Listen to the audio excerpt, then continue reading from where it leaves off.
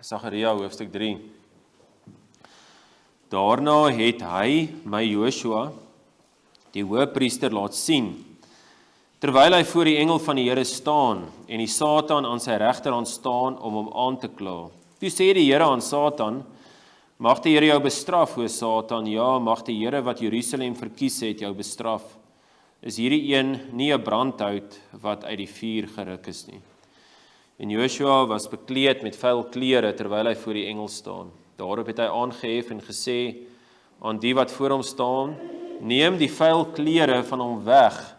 Toe sê hy vir hom, kyk, ek het jou skuld van jou weggeneem en ek beklee jou met feesklere. Daarop sê ek, laat hulle 'n rein tolband op sy hoof sit, en hulle het die rein tolband op sy hoof gesit en hom die klere aangetrek terwyl die engel van die Here daarby staan. En die engel van die Here het Joshua plegtig verseker en gesê, so sê die Here van die leerskare, as jy in my weë wandel, en as jy my verordening onderhou, dan sal jy my huis bestuur, sowel as my voorhoewe bewaak, en ek sal jou vrye toegang verleen onder diegene wat hier staan. Luister tog, o Joshua, jy wat die hoëpriester is, jy en jou vriende wat voor jou sit, ja, wondertekens is hulle, want kyk, ek sal my knegt die spruit laat kom. Want kyk, die steen wat ek voor Joshua neergelê het, op die een steen is daar 7 oë. Kyk, ek sal sy grafeersel grafeer, spreek die Here van die leerskare, en ek sal die skuld van hierdie land op een dag uitdelg.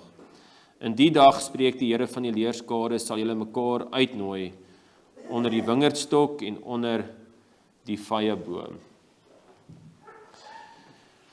Goed, en dan is dit Sondag 24. Vraag en antwoord 62. Maar waarom kan ons goeie werke nie die geregtigheid voor God of 'n deel daarvan wees nie? En die antwoord, omdat die geregtigheid wat voor die strafgerig van God kan bestaan, heeltemal volmaak moet wees en in alle opsigte met die wet van God ooreen moet stem, en dat ook ons beste werke in hierdie lewe almal onvolmaak en met sondes besmet is. 63. Verdien ons goeie werke dan niks nie, terwyl God hulle tog in hierdie en in die toekomstige lewe wil beloon? En die antwoord, hierdie beloning word nie uit verdienste nie, maar uit genade gegee. Maar maak hierdie leer nie die mense onverskillig en roekeloos nie? En die antwoord, nee, want dit is onmoontlik dat 'n mens wat deur 'n ware geloof in Christus ingeplant is, nie vrugte van dankbaarheid sal voortbring nie. In die vorige Sondag van die Heidelbergse Katekismus staan daar die Sondag se tema stil by die regverdiging deur die geloof.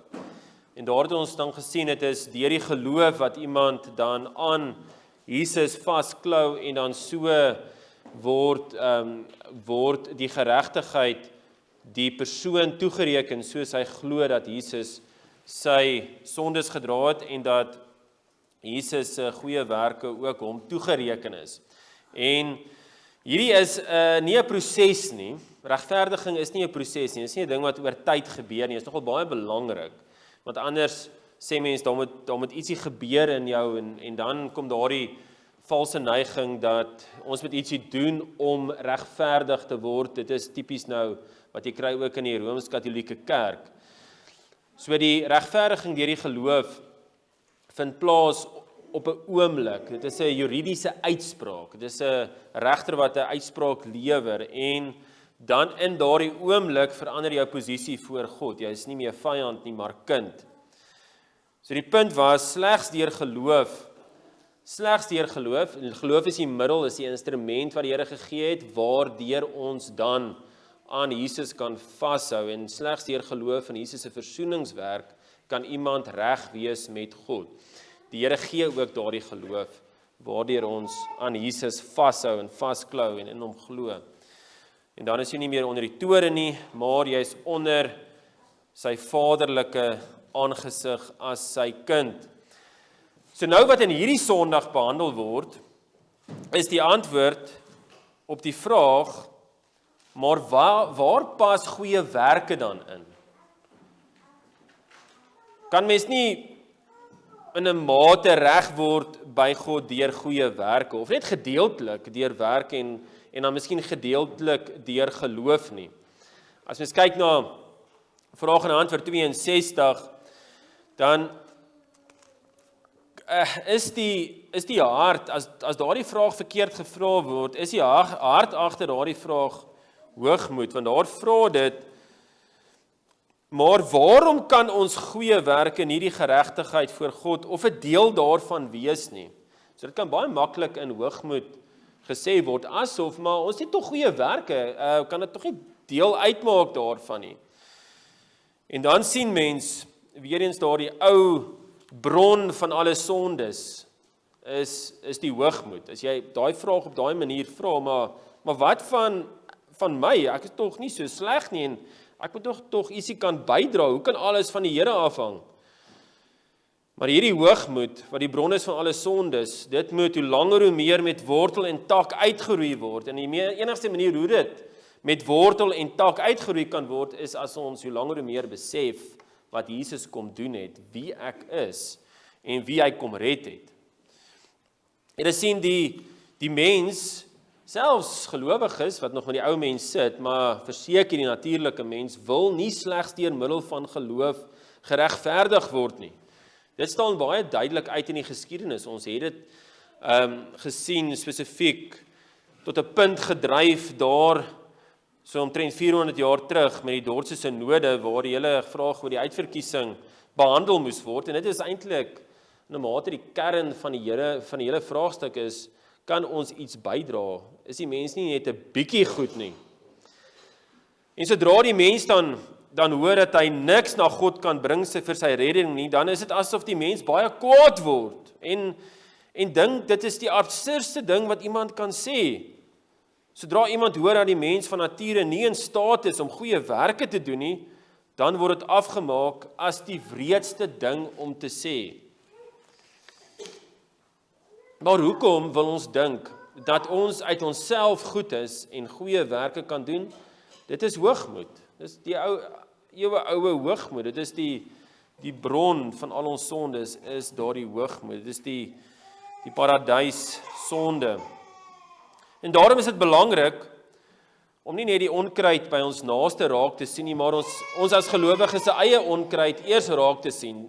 Julle sien, as ek net een klop op my skouer gee om vir myself te sê, ek is hierdie oulike ou, dan steek daardie hoogmoed sy kop weer uit.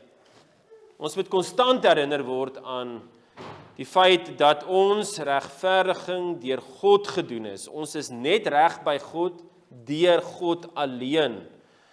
Nie deur ons goeie werke nie, uit genade alleen, deur geloof alleen, in Christus alleen. Maar beteken goeie werke dan niks nie?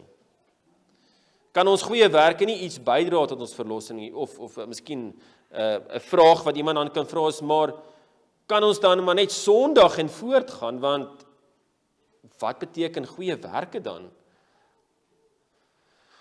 Jy sien, hierdie was een van die kritieke teen die regverdiging deur die geloof alleen in Christus alleen, waar hulle gesê het, maar dan kan jy maar net aangaan met Sondag, want jou goeie werke beteken in elk geval dan niks nie. En ons gaan nou sien in hierdie Sondag hoe hierdie leer oor goeie werke vir ons baie mooi uiteengesit word, hoe ons goeie werke moet verstaan en hoe dit in die gelowige se lewe inpas. Eers begin die Heidelbergse Katekismus om uit te wys dat goeie werke, dat goeie werke nooit enigiets kan bydra tot ons regverdiging nie. So dit moet duidelik gemaak word, sodat ons nie kan begin dink dat 'n gedeelte van my goeie werke saam met God se werk bring vir my 'n verlossing nie. Vraag 62, maar waarom kan ons goeie werke in hierdie geregtigheid voor God 'n deel daarvan wees nie? Waarom kan ons nie ons goeie werke voor God as betaling vir ons regverdige straf gee nie? Dit is basies wat die vraag vra. En dan word daar 2 redes gegee. Omdat die geregtigheid wat voor die strafgerig van God kan bestaan, heeltemal volkome en in alle dele gelykvormig moet wees aan die wet van God. So ons kan nie goeie werke bring as betaling, want dit moet volmaak wees. Daar moet geen vlek, geen rimpel aan hierdie goeie werke wees nie. Ons lees in Jesaja 64 vers 6 dat selfs ons beste werke is soos 'n besoedelde kleed. Al ons geregtighede is soos 'n besoedelde kleed. So daar is een rede. Selfs ons beste werke is nie gelykvormig met die wet van God nie. Dis die eerste. En die tweede rede wat gegee word is en dat ook ons beste werke in hierdie lewe almal volkome en met sondes bevlek is. Dit's nou daai bevlek met sonde, maar hierdie eerste gedeelte spreek meer oor die mens wat van nature geneig is teen die Here, wat nie geloof het nie. So in Romeine 14 vers 23 byvoorbeeld dan sê dit alles wat nie uit die geloof is nie is sonde. Dit beteken selfs mense wat aan die buitekant goed doen, maar hulle is ongelowig, kan nie goeie werke, absolute goeie werke doen nie, want hulle glo nie. Romeine 14 vers 23, alles wat nie uit die geloof is nie, is sonde. En Romeine 8 vers 8, en die wat in die vlees is, kan God nie behaag nie.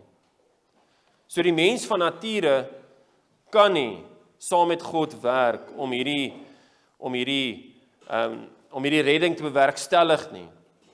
Onthou hierdie geneigtheid van die ongelowige wêreld, van elke mens, selfs gelowige, dat ons ietsie wil bydra, is nog 'n nagevolg van die verbond van werke.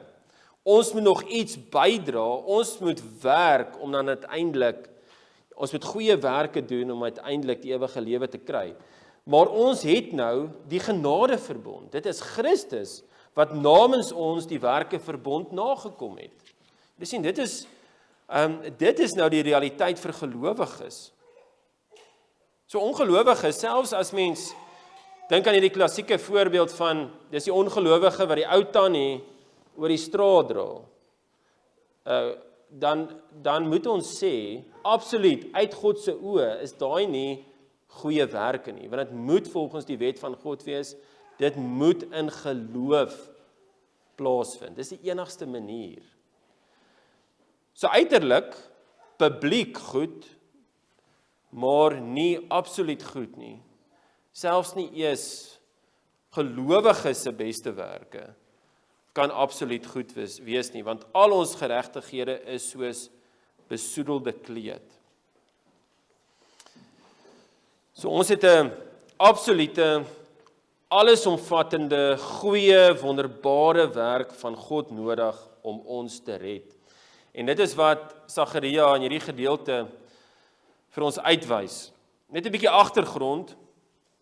Sagaria was 'n algemene naam in die Ou Testament wat beteken Jehovah onthou, die Here onthou. Die profeet was die seun van Beregia, die seun van Ido, en volgens die geslagregister wat in Nehemia 12 opgeteken is hy in die priesterlike geslag gebore, maar hy is ook profeet, want hy het hierdie profetiese woord gekry, hierdie visioene. Nou Sagaria sou 'n jong man gewees het toe hy sy profetiese bediening begin het, saam met Haggai.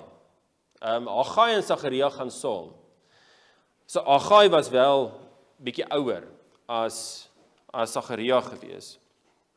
So alhoewel sy dood, hierdie Sagaria se dood in die Ou Testament nie opgeteken is nie, het Jesus gesê dat hy by die tempel gemartel is.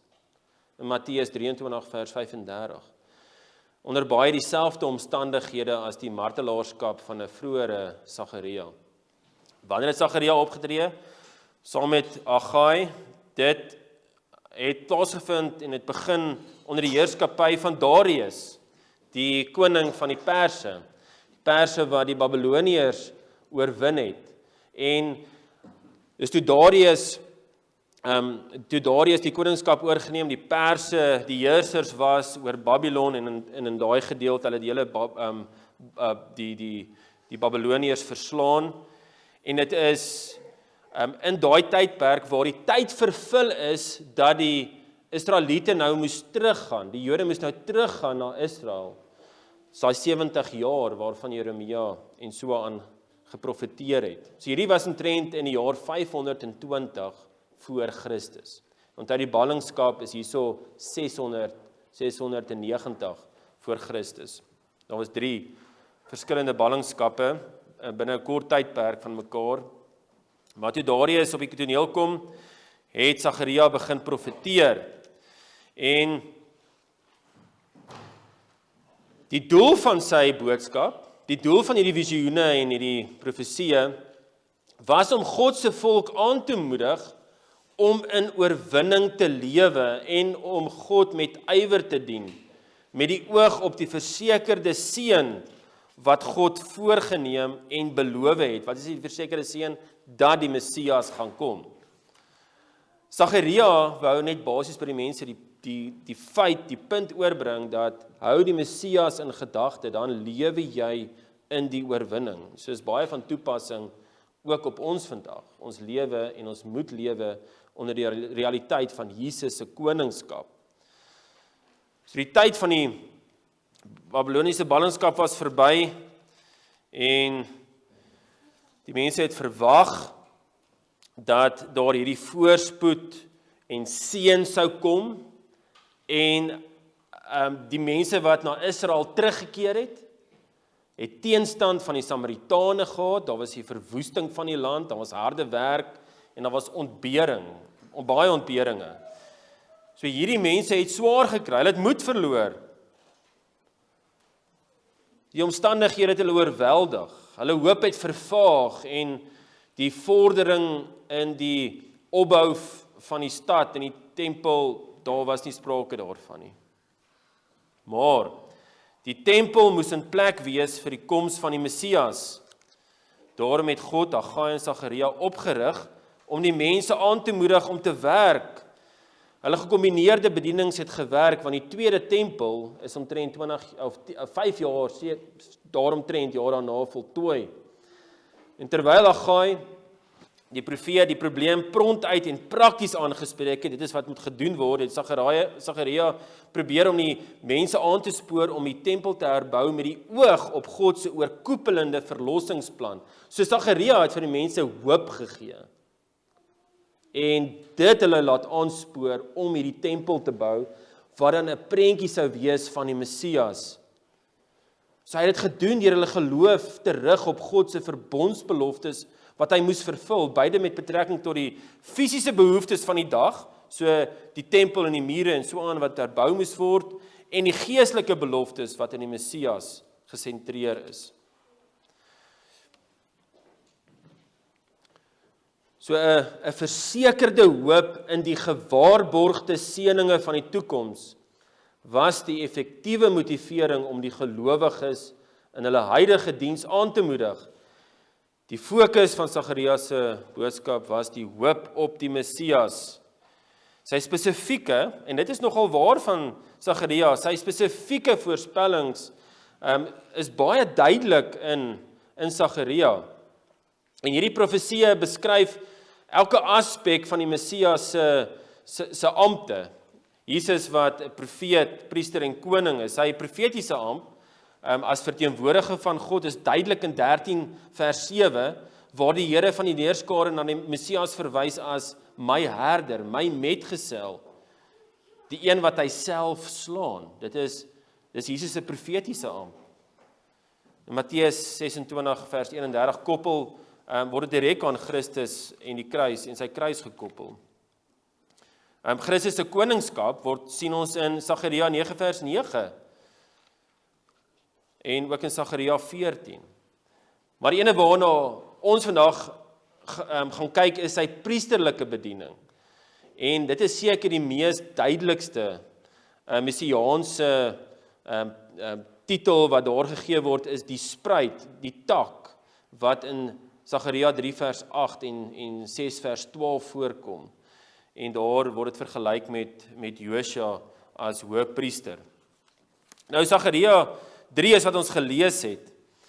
En En ons gaan 'n bietjie daardeur kyk en kyk wat beteken Sagaria 3 in terme van regverdiging deur geloof en waar pas goeie werke in. Josua die hoëpriester word hier as vergelyking gebruik, want Josua is nou daar die hoëpriester. As persoon, Josua self as persoon, maar ook in sy amp is hy 'n verteenwoordiger van die gelowiges voor God. Hier is dit Josua wat ons kry in Sagaria 3 wat vuil is. En hy's weerloos voor God. Maar God verwyder genadiglik die vuil klere en vervang dit met pragtige klere. En hierdie beeld die vergifnis van sondes uit. En die opvallende punt van die visioen beeld al hierdie elemente van regverdiging uit. As ons weer kyk na vers 1 tot 3, dan sien ons daar, dit is Sagaria, dit is Josua wat hierdie hoëpriester sien, en hy's hier voor die engel van die Here wat Jesus is, en die Satan staan aan sy regterhand om hom aan te kla. En toe sê die Here aan die Satan, mag die Here jou bestraf, o Satan, ja, mag die Here wat Jerusalem verkies het, wat Jerusalem, dit is nou die kerk verkies het, jou bestraf. Is hierdie een nie 'n brandhout wat uit die vuur geruk is nie. So die Here het hom gered. Wat het gebeur? En Josua was bekleed met vuil klere terwyl hy voor die engel staan. So daar sien ons, daar's hierdie behoefte van verlossing. Josua is skuldig. Hy staan vuil en daardie vuil klere verteenwoordig sy sonde skuld. En dan sien ons daar is hierdie vergifnis wat plaasvind, hierdie daad van die Here se kant af wat plaasvind. In vers 4, daarop het hy aangehef en gesê aan die wat voor hom staan, neem die vuil klere van hom weg. En toe sê hy vir hom, kyk, ek het jou skuld van jou weggeneem en ek beklee jou met feesklere. Daar kan ons weer eens sien wat daar gebeur, is daar's vergifnis, die vuil klere word weggevat, maar daar is ook hierdie toegerekende geregtigheid, hierdie werke van die Here wat hom toegereken word, hierdie nuwe klere wat vir hom aangetrek word, hierdie skoon, hoëpriesterlike klere, vers 5, daarop sê ek, laat hulle 'n reintulband op sy hoof sit, en hulle die reintulband op sy hoof gesit, en hom die klere aangetrek, terwyl die engel van die Here daarby staan.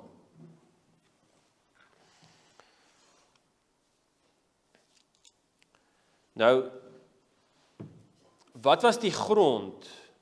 Wat was die rede? Wat was die bron dat Josua se vuil klere uitgetrek kon word en hy nuwe mooi klere aangetrek kon word? En dit sien ons in Sagaria 3 vers 8. Luister tog, o Josua, jy wat die hoëpriester is, jy en jou vriende wat voor jou sit, ja, wondertekens is hulle is tekens wat vorentoe wys na die uiteindelike hoëpriester, ons enigste hoëpriester, en dit is Jesus, hulle is tekens daarvan, want kyk, ek sal my knegg die spruit laat kom. So dit hulle was die tekens van die spruit, en dit is die spruit, die knegg, wat die oorsaak was, dat Josua se klere, vuil klere uitgetrek kon word. Vers 9, want kyk, die steen wat ek voor Josua neergelê het, op die een steen is daar 7 oë, kyk, ek sal sy grafeersel grafeer, spreek die Here van die Heerskare, en ek sal die skuld van hierdie land op 1 dag uitdelg. Ek sal die skuld van hierdie land op 1 dag uitdelg. Dit is die Here wat dit doen. In die dag, spreek die Here van die Heerskare, sal julle mekaar uitnooi onder die wingerdstok en onder die vyeboom, daar's vrede, daar's blydskap.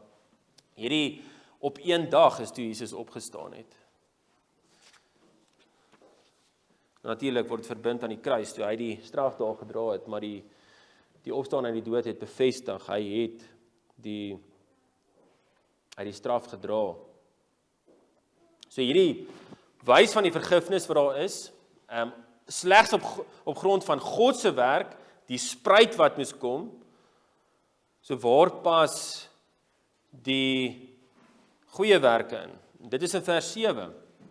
So sê die Here van die leerskare, as jy in my weë wandel, daai weë wandel, die woorde wat daar gebruik word, assosieer mens baie met iemand se persoonlike lewenswandel, wat hy doen daagliks teenoor sy naaste en so. En as jy my verordeninge onderhou, daardie woorde wat daar gebruik word, verwys ook in baie ander gedeeltes na hoe hy sy amptsbediening doen, die roeping waarin hy lewe. So hierso word vir Sagaria gesê, goed, ek red jou, maar jy wandel in my weë en jy wandel in my verordeninge. Jy moet dit onderhou. So dis waar goeie werke inpas. Dit is die gevolg van die werk van die Heilige Gees in iemand se hart. Na regverdiging, dan kom die goeie werke.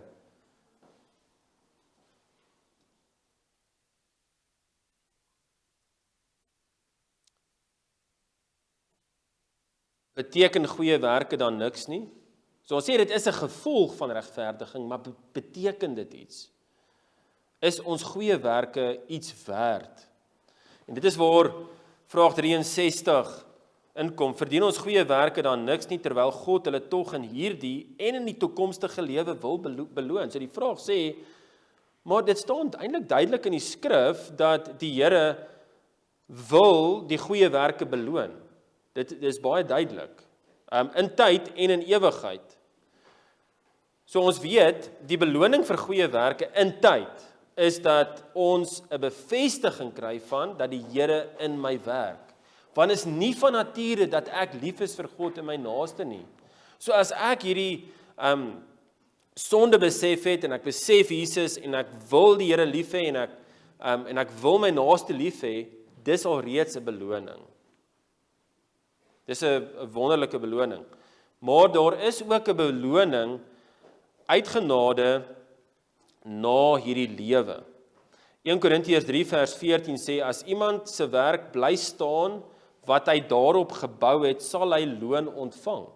So daar is, en hierdie 1 Korintiërs 3 gaan spesifiek oor die bediening van die woord, die bedienaars van die woord, maar dit is van toepassing op ander roepings ook, waar ook al die Here jou na toe roep, is daar daardie werk wat jy gedoen het, as iemand se werk bly staan, wat hy daarop gebou het, sal hy loon ontvang. So, daar is loon ontvang vir die werk wat iemand as 'n gelowige gedoen het. So, dis na die lewe.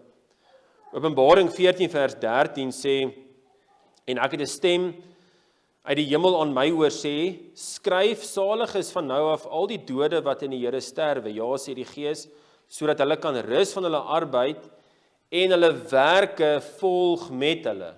So wat Openbaring 14 vers 13 sê is, dis die gelowiges wat in die hemel ingaan en is hulle werke wat hulle volg.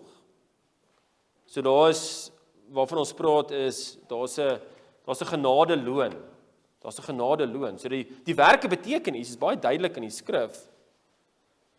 Die antwoord van die Heidelbergse Katekisme is hierdie beloning word nie uit verdienste nie, maar uit genade gegee, want onthou enige goeie werk is 'n vrug van die Gees.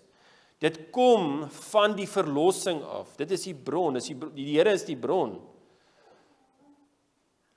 En dit is moeilik om te dink dat ons eendag beloon sal word. Dit gaan alreeds net so wonderlik wees om sonder sonde te wees, om God volmaak te ervaar, by hom te wees, om te kan eer, om te kan geniet, volmaakte gemeenskap met hom te hê, maar tog gaan daar beloning wees vir die goeie werke wat ons nou doen. So is nie te vergeefs nie. Dis 'n motivering. Onthou nie dat ons verdienste iets verdien nie. Onthou daar is 'n verskil om 'n loon uit verdienste te kry en om 'n loon uit genade te ontvang. Mens kan dit so verstaan. Almal, en dit is nou alle gelowiges, se glase gaan oorloop. So almal se glase gaan vol wees en oorloop, maar party gelowiges se glase gaan kleiner wees of groter wees as ander. Almal se glase is vol. Almal gaan heeltemal tevrede, gelukkig wees. maar die grootte van ons glase gaan verskil. Daar's 'n verskil tussen saligheid en heerlikheid. Alle uitverkorenes se saligheid, alle uitverkorenes se verlossing, alle uitverkorenes se heil gaan dieselfde wees. Maar alle uitverkorenes se heerlikheid gaan anders wees.